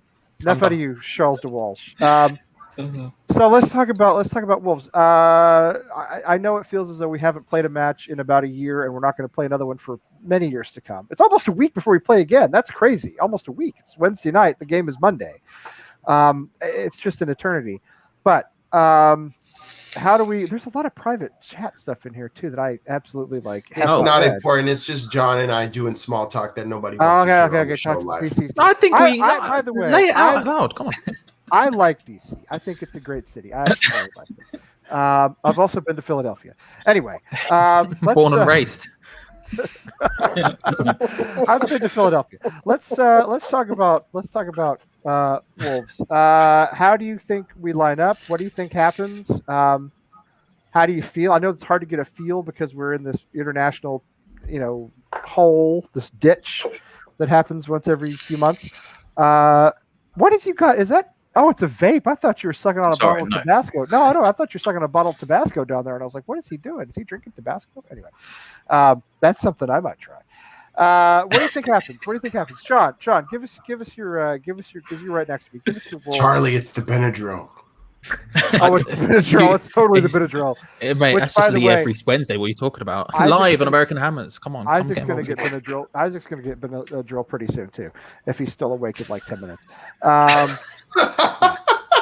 Well, he has allergies. All right, so it's not. Okay, yeah, back out of it now. It's too late. It came out of your mouth. It's 10:30 at night. He's getting Benadryl. Come on, you don't. I'm going to give my child chloroform if they don't shut up soon. Hey man, whatever works. David knows what I'm talking about. You have kids, don't you, David? Or you're a teacher? Please stop asking people if they know what you're talking about. Okay, you don't have kids. Like kids, he's not ready yet. But you're a teacher, David. Let's get back on track anymore. Let's get back on track. And are you telling me to the Wolves game, please? This is getting awesome. David, are you telling me you've never snuck a little something in their? Kind to me. You've never snuck a little something in their thermoses at lunch, just to get a little have a nice flight of Not that you can't ask him that. David's about to lose his job next week. We always try to do what's right for the young ones. Of course. That's what I do too. Try to do what's right, and also what gets me. Well done, Lee. You've just cost David his job. What gets me a decent night's sleep. And what's funny is James is so serious on these shows. He hates when we do this. he's like, shut up. Anyway, all right. So James he likes to stick to the topic. Didn't deny it either. He likes to stick to the topic, and I don't even know what the topic is. I don't even know. It's Wolves. We're talking about Wolves. Okay. Yeah, let's get to Wolves. John Nolan, what do you think? What do you think about what's going to happen against Wolves? Tell us. Tell us how we line up. Tell us what happens. I think James keeps coming back though, so you must be doing something all right. James is awesome. James is awesome. Okay, and we love having James on the show. It's just James keeps us on topic. Wolves, we should do all right. I mean, we did all right of them start of season, didn't we? Fucking. Was it 3-0 or 4-0? It was the 4-0, wasn't it? We seem to line up well. They don't seem the same team without Jota. They just don't. Confidence-wise, strategically, the whole lot. They don't seem the same team. Their whole team just played 3 games for Portugal, or will be playing 3 games for Portugal over the break. So. Yeah, and we've had Declan Rice just had 2 man of match appearances. Souček got a goal or 2, didn't he, in the last few weeks? Hope they're not knackered from going on international duty, but you would hope they would bring that form back into the team. So I think we should handle them fairly easily. 2-0, 2-1, maybe West Ham. I mean, the only thing I can think of is that we would be tired, but they've had that break now, or at least the majority of teams have that break because we're not all international players. So yeah, and Souček and Soufal played. Declan played. Lingard played a little bit. Not one game and some substitute appearances. Not a lot. I don't think Fabianski has played, and I know keepers don't necessarily get tired. But yeah, he was on the bench. He's on the bench. Antonio has had a long rest. Some of the guys who needed a rest have had a rest, I think. So that can't necessarily be bad for us, especially with Antonio, who needs to get his form back. They're not a bad team though, Wolves. It depends which Wolves shows up, I suppose. But how do you think we line up? I think that's exactly what I was just about to say. I think we line up with 3 center backs and 2 wing backs. Do you really? I think we do. I think it's counterintuitive. No way. I think it's. Here's why I think so, and I could be wrong. Wolves have scored 3 goals in their last 5 matches, and without Raul Jimenez, they just lack some punch. And I think we actually want to capitalize on that. We don't. David Moyes is not going to want to play wide open. He's going to want to limit them. And because he knows they don't have a lot of punch, he's going to want to bring them forward and then go on the counterattack. I think it's going to be the opposite of Arsenal game plan. I think you got a problem is that I think it will be how good tactically has David Moyes got over. I think this is a test for him really as manager, because I think he has to play 5 at the back against Wolves. I think it's, for me. Yeah. If Wolves play, true. I think he can, but the reason being is I think he'll want to match up against Wolves. I think that's the issue, and I think he knows that Wolves will have a lot of pace down that side, and I don't think that Cresswell is necessarily adept at dealing with that, especially if Traore, Jota, whichever side they go down. You don't want Cresswell going against Traore. But I think Masuaku's supposed to be back fit. Obviously, Ogbonna potentially back fit as well.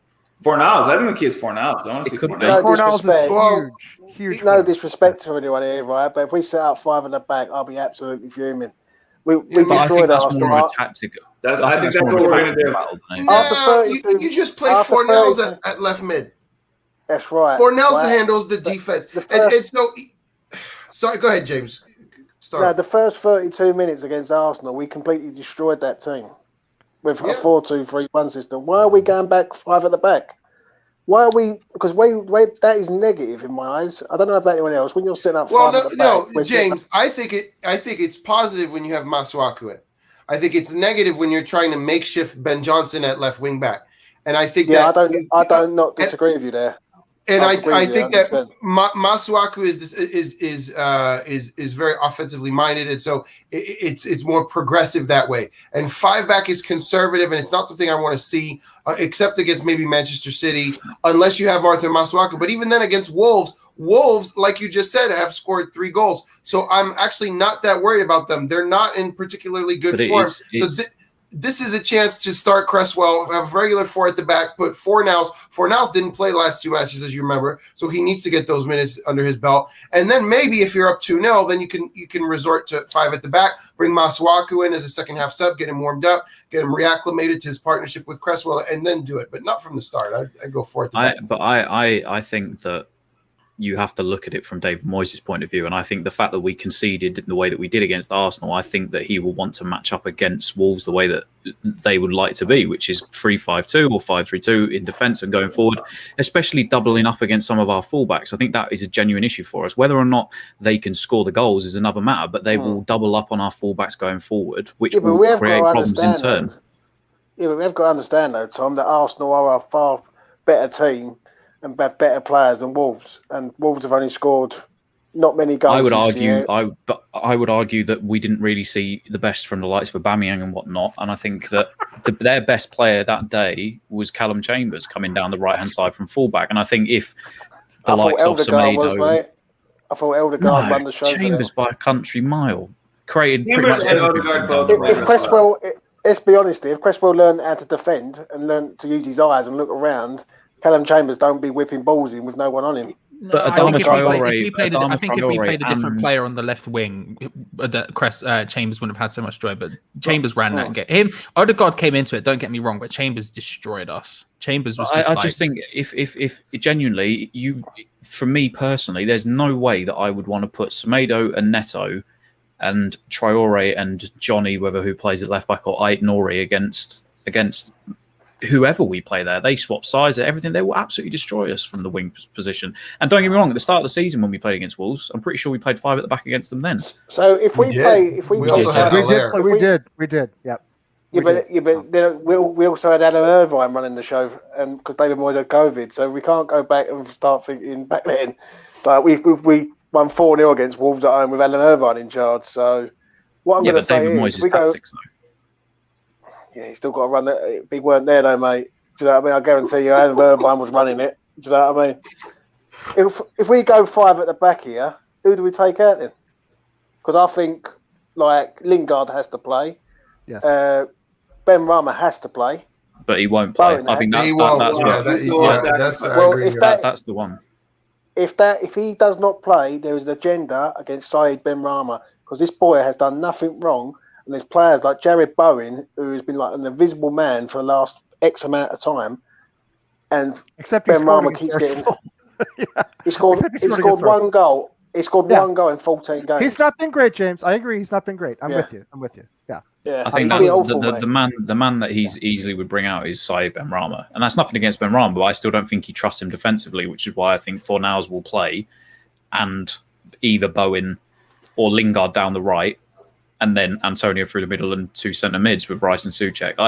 I genuinely see him wanting to match up against Wolves. Whether or not we look, listen, if it was up to me, I'd be playing 4-2-3-1 every week. I want us to play attacking football. I think that, our best football has come from playing 4-2-3-1 or 4-3-3 or not having to have the extra defender. But from David Moyes' point of view, if he's seen against Arsenal the way that we defended there, I genuinely think he will see the players that they've got going forward, whether or not that they can score goals at the minute, but their pace, especially on the counter-attack, what they can do, I think he will want to match up with at least 5 at the back. If he doesn't, fair enough. That's absolutely fine. Like I said, I want to see attacking football as much as the next person, especially in here.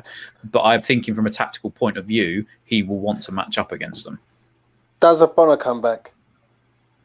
If he's fit, If he's fit,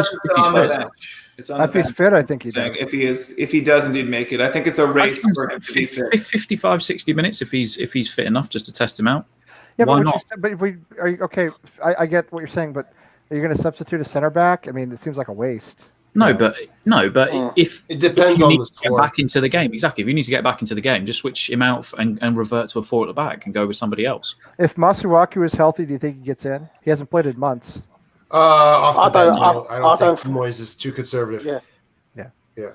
I think it's not a wise thing to get a lad in there against Traore, and he hasn't played. When was the last time he played? It wouldn't shock me if Fredericks for me. 3 months, 4 months. It's been like December, I think. I think it like depends on the situation, though. If we're up 2-0, bring him on the 80th, 85th minute. It would not shock me if it was Diop, Dawson, Cresswell, Fredericks, and Soufal, just to try and add a bit of pace. Fredericks over Ben Johnson. That's But genuinely then what I think. who plays the central role, Soufal or Fredericks? Soufal? Yeah, that's a good question. Yeah. Soufal will go there, and Fredericks will go on the wing, mate. Yeah. So it'll be basically the same sort of team that played against Manchester United in the FA Cup game. You have Soufal, Dawson, Diop. Yeah, and that worked well for a moment. Yeah. Do you know what I mean? I just think it's negative. If I'm being honest, I think we should be attacking these teams, and we're playing like we're fighting relegation. And I just don't think it's good. That's just my opinion. I mean, it's got us this far. Let me ask you this. I agree, James. It does feel and it does seem negative. The first time we won 4-0, do you think Moyes looks at that and says, "We do it again"? I mean, the first game against Wolves, we played 5 at the back. It went extremely well for us. But that's with Masuaku, and that's completely different. You're right. We don't have anybody to replace him. No, we don't. I think Fornals is the key to everything for us. It's not because of the quality player he is. He's a good player, don't get me wrong. It's the role he plays. Moyes trusts him, and Moyes knows he'll track back, and Moyes knows you can put him on the left wing, and then he'll help Cresswell in situations where Cresswell needs it. I think Fornals is, tremendously important for us in that sense. So I don't know if, we might see 4 at the back with Fornals on the left doing what he does, or if, as you guys were saying, we'll have a more of a pure 5 at the back with somebody like Fredericks coming in, or maybe Johnson on one side or the other. Do you think? Let me ask you this. I mean, Wolves. I haven't really followed their form. I mean, whilst you quickly check that, can I just say though about somebody said about the. I don't know. It was you, James, that said about the 5 at the back being negative or something. I don't think it is, because if you look at the tactics that, let's say, for instance, over the last couple of years, I've dedicated to playing that way consistently. Antonio Conte's Chelsea, and then the Wolves team before Jimenez got injured, that was fighting for Europe last season, got into Europe or whatever. The last couple of years came straight away and played it.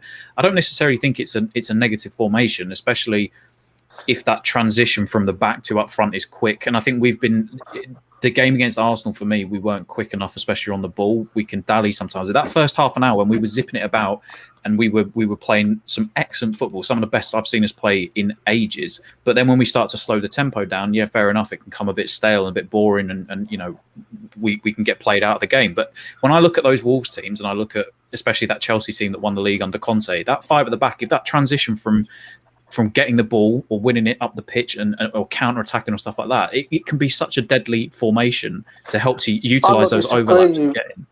I'm not disagreeing with you there, but at the end of the day, this team needs to be going on the front foot. And Saïd Benrahma, Bowen, Lingard, they all have to play. And I just look at it that's a frightening front 4 up there with Antonio. And if we're going to go back, you wouldn't have Fornals. You wouldn't have Fornals in there, James. Based the way I look at it is, you tell me what them four done wrong against Arsenal, because in the first half, right, they were very good. You've got to give Arsenal credit. Second half, they come out, they was getting embarrassed, right? And listen, at the end of the day, you've got to respect it for what it is. They're a decent outfit, and they dominated us the second half. But yeah, again, if Antonio puts that away from 3 yards, we might be looking at a different story. But let's not do that again, please. But it's not that. You've got to look at this. This is not the Wolves. This is not a flying Wolves team. This is a Wolves team who, like, they've drew with Newcastle the other. I think it was the last time out. They are. I'll tell you what. I'll give you the rundown very quickly. They have scored. Let's see, 1, 2, 3, 4 goals in their last 5 games. So they beat Leeds 1-0 way back in February. They drew with Newcastle 1-1. They lost to City 4-1. They drew with Villa 0-0, and they lost to Liverpool 1-0. So a tough run, to be fair. Liverpool not exactly in form, but they're still Liverpool. You had Manchester City in there, but they did. They drew with Newcastle, and they drew with the Villa team that I don't think had Grealish at the time. And that was a 0-0 draw. So they're not lighting it up. All right. I mean, 4 goals in 5 games, and they're really not.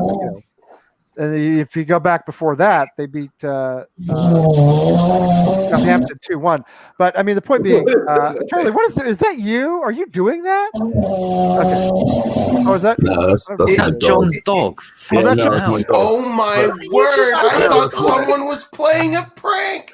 I'll go on mute until I got something to say, and then I'll say it, and then I'll go back on mute. But so to me, the only player I worry about, and maybe I'm naive, right? But it's Traore. It's the only player I worry about. So if I'm looking up, and let's take a completely different look at how to match up against them. Every man in our team can match up against every one of their players except Traore. Yeah. So if I'm looking at it, and if I want to play outside the box a little bit, let's stick Antonio on the left. He's the only one that can match up physically with Traore. The only player that we have in our squad that can match up physically with him. Go man to man, muscle in with him. I stick Lingard up front, and I stick Benrahma when Lingard was playing before.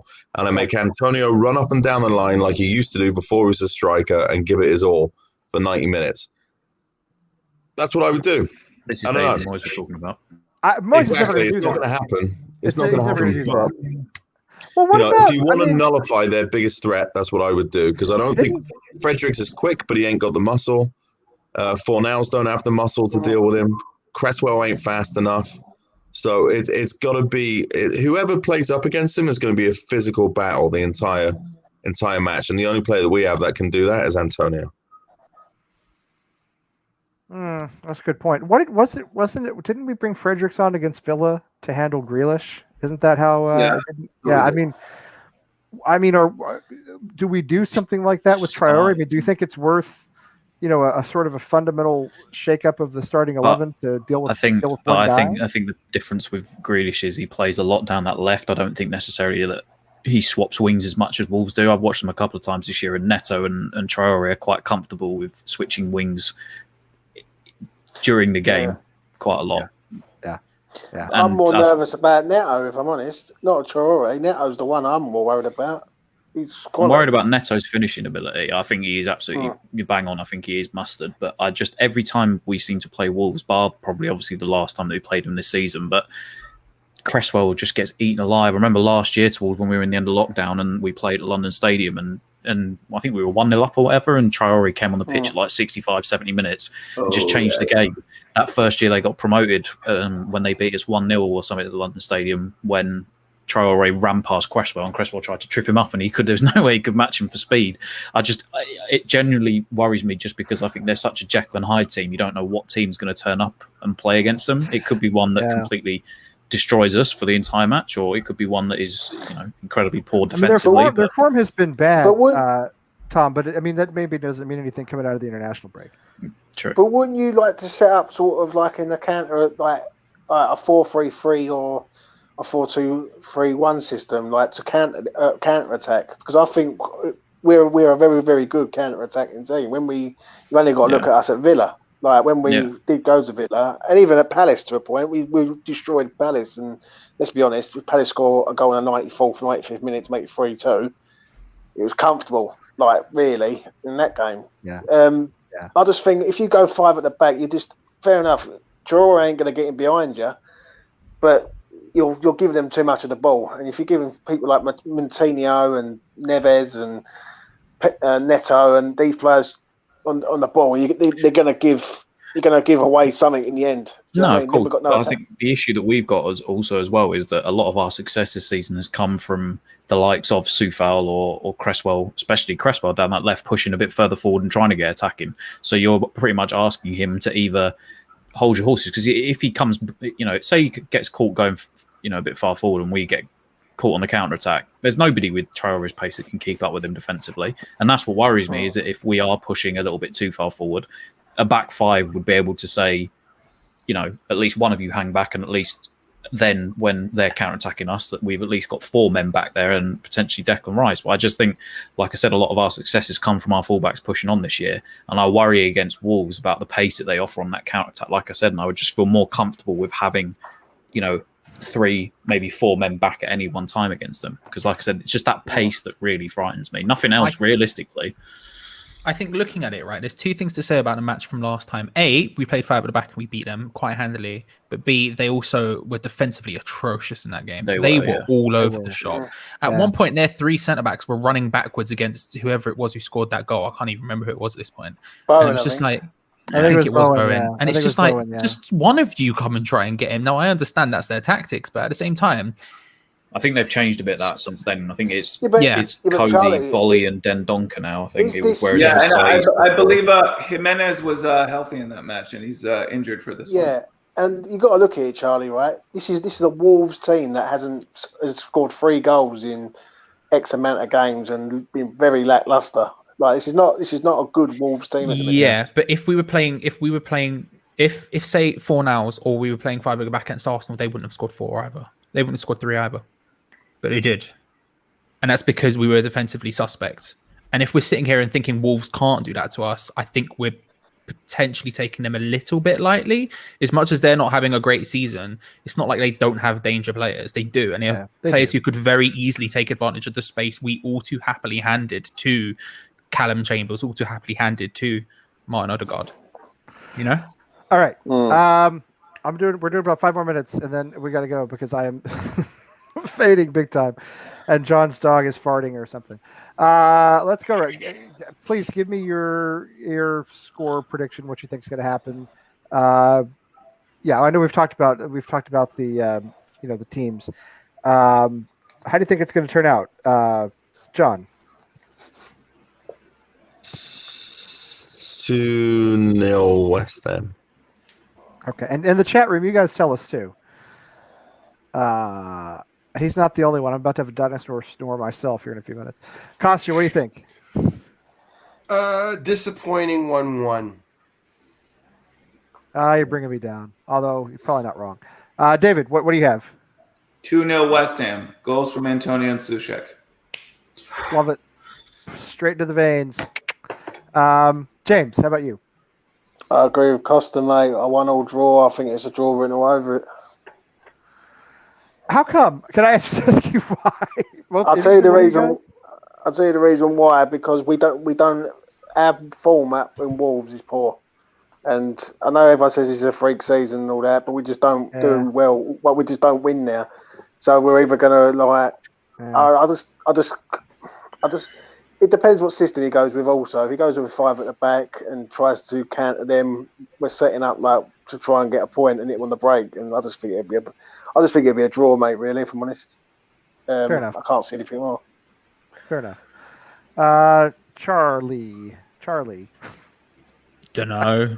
No clue. You gotta. Oh, look, Foe is doing his part. Okay. He's doing his part. He's picking us to lose. Listen, Foe's a consistent man. Foe, he's got his thing. He does his thing.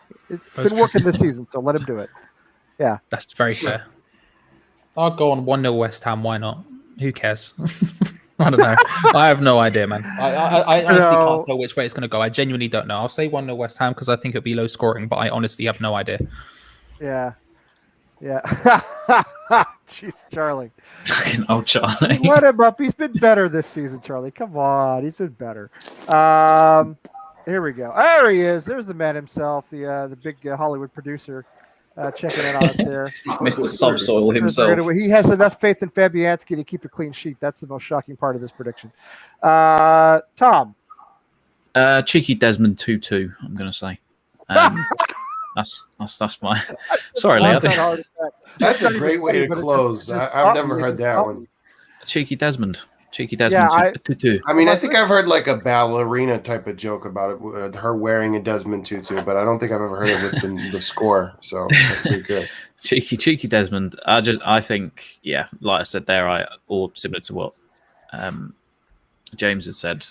I just genuinely think he will set. I don't want us to set up at 5 at the back, but I'm just trying to get into the mind of a madman in David Moyes sometimes. And I just can see us, him trying to be difficult to break down and hitting them on the counter attack, allowing Wolves to probably dominate possession, and it will probably end up being either a 1-1 draw or a 2-2 draw. And also, as James said, we never do well at Wolves. We never, ever do well at Wolves. And I think a lot of our main players have played quite a lot during the international break. We may see some tired legs. Who knows? I don't know. But yeah, I'm going to say 2-2. Right.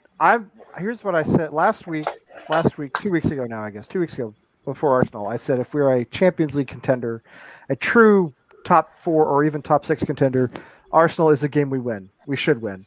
And we should have won. And I don't usually say that because I don't like should have and would have, but let's be honest, this is when we should have won. I think we beat Wolves. I do. I think objectively, I think we pull off like a 2-1. I think we'll score early. And I think that we'll hold down the stretch. It won't be unlike the last Tottenham game, actually. I think we can do this. I do. I think we can do this. If we can't do this, got 9 games left.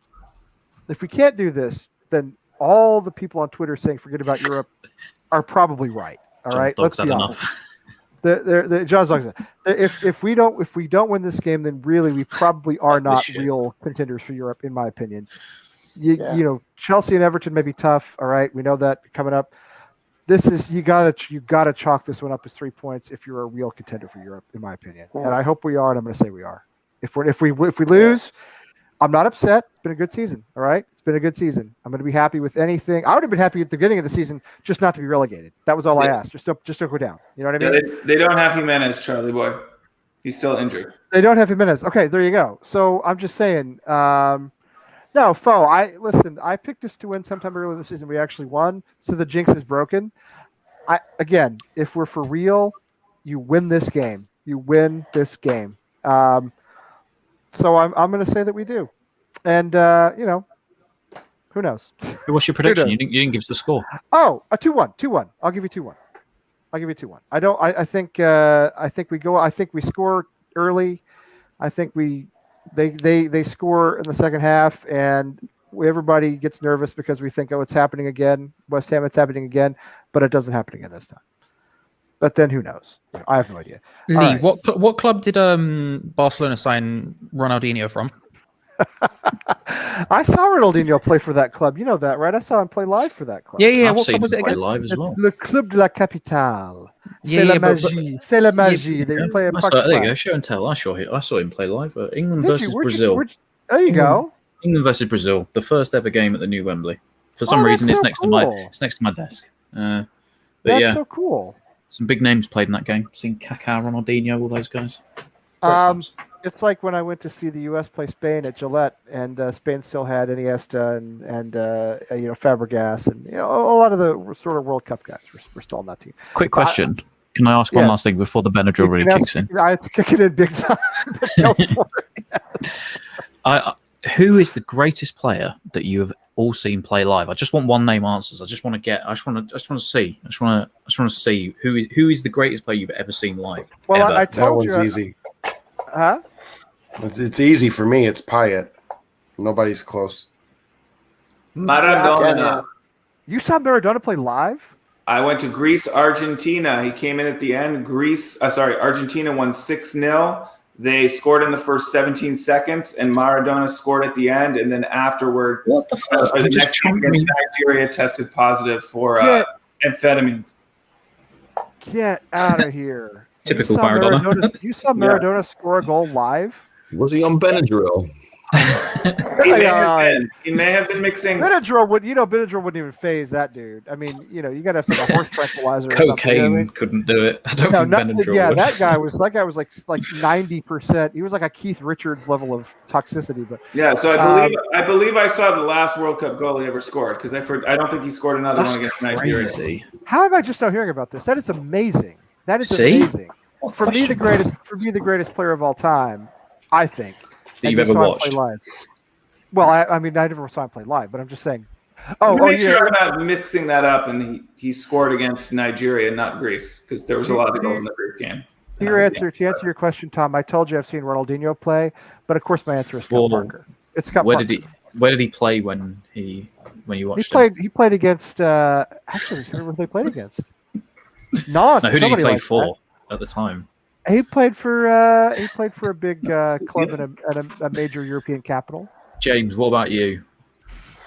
Obviously, for West Ham, it's got to be Di Canio, mate. I thought he was phenomenal. But That's good. saying that, I love this. when, Tim. That's good. when I was a lot younger, I did used to like Henri, the way he played for Arsenal. He was a Arsenal, great mate. player and a good dude. I when I lived in a It was foreign country, I saw a He lot was about him. He was a good a dude. pain. A Yeah. No, pain, I know. yeah. I hate Arsenal, but Henri's a good dude. I respect that guy immensely. Yeah. John Nolan. Greatest or best? Just who is the greatest player you've seen live?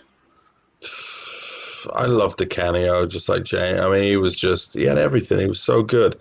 I mean, if you're going for best, though, I think the best player I've ever seen live was Ian Robin. Oh yeah, he that's a good answer. he was a hell of a talent and just When he was skipped at past Chelsea players. or when he was When he was at Real, I watched him versus DC United in some silly testimonial a few years ago that he just ran the show. It was one of those games where Real, obviously, it was summer season, so they were just getting everybody back to fitness. Yeah. But they throw the stars in for like the last 10 minutes, but he actually started that match, I think. So you got like a good 60, 70 minutes of watching Robin run around and do what he does. It was pretty impressive, I got to say. Yeah. Brilliant. That's excited fantastic. for your answer. Messy, innit? Oh Messi, yeah, you went innit? to Argentina versus Yeah, Croatia. Croatia. Upton Park. Yeah, Messi. Or Henrita Jordan. Lunga, next question. Who's the I remember- worst player you ever seen live? Jordan Mikel Hugill. Antonio, Declan Rice. No, Anybody no. watch Carlos Sanchez? Um, To be fair, I've been to I a hell of saw- a lot of lower league games. So Wait a there's- minute. I've seen some stinkers, bro. I Worse saw than I saw Roberto? flipping Graham stacking goal for Barnet. How do you feel about that? Stackers. Worse than Stackers. Roberto.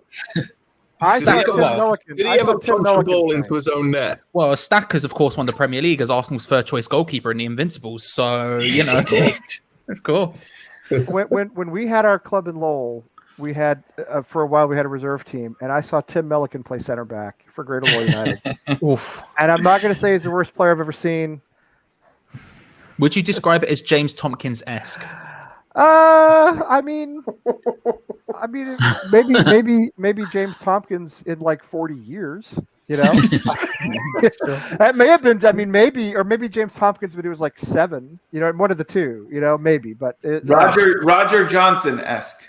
No, Relegation not Roger. the relegator. Yeah, the yeah, relegator. But let me just say this: he went out and did it. I never played for the club. I would never even considered it. So he went out and did it. But yeah, I would say it was more of a Razvan Rat type feel than a Roger the Relegator. You know what I mean? I'm very happy about it. Sorry. So hey, he's a big Hollywood. He's a big. I know. I was there. It was at Lawrence, David. It was at that big high school stadium in Lawrence. If you ever drive it past it on 495. Question, you know what I'm talking Tim. about. Have you Yep. changed your name by Depot yet to Subsoil? Guys, he's making a legit movie. Subsoil a serious, no joke, actual movie. Like, Dude, that when I people can watch. saw the Indiegogo campaign, I knew some of the actors and I was shocked. I was expecting to not, and I don't even like horror films, and I knew some of them. I wish Tim had played keeper. I really do, especially since the first game our club ever won, Greater Lowell, first game we ever won. The keeper was magnificent. Kid named Sam Manning, and he was fantastic, and he was man of the match easily. And it was just we won 2-0, and he was just brilliant. Such a good guy. Does Tim hate goalkeepers because he is a centre back? Therefore, he thinks it can't be his fault. It must be the person behind him. Is that what it is? I don't know what it is with Tim and keepers. It's got something to do with. I don't know. To be fair, I once saw Raphael Spiegel and thought he was the next biggest thing. So keepers can be a lie sometimes. Marek Stech. I know Marek Stech. Yeah, Marek Stech. Yeah. He plays for Mansfield now, I think. Mansfield, yeah. All right. Listen, I love you all, but I'm telling you, I'm cross-eyed and. Lee, just quickly, rank your top 12 fruits. Charlie, stop it! Stop it! Charlie, go have a rest. Charlie. What's your favorite book currently in your room? Lie down. I've never read any of these books. Out of all the books that are on your shelves, can we read the blurb of every single one? These are my wife's books, all of them. Every single one. There's not a book in here that I own. These are all hers. Pick a random book and read me the blurb. What's the 14th page? Tell me why there's it one over here affects your called. life. There's one called God of the Oppressed. How do you like that one? Huh? God of the Oppressed. Yeah. Stop it. Get it out. No, Read it's the true. blurb. Get your books out for the lads. Come on, look at That's Your enough. picture on the wall is wonky and it's affecting my OCD.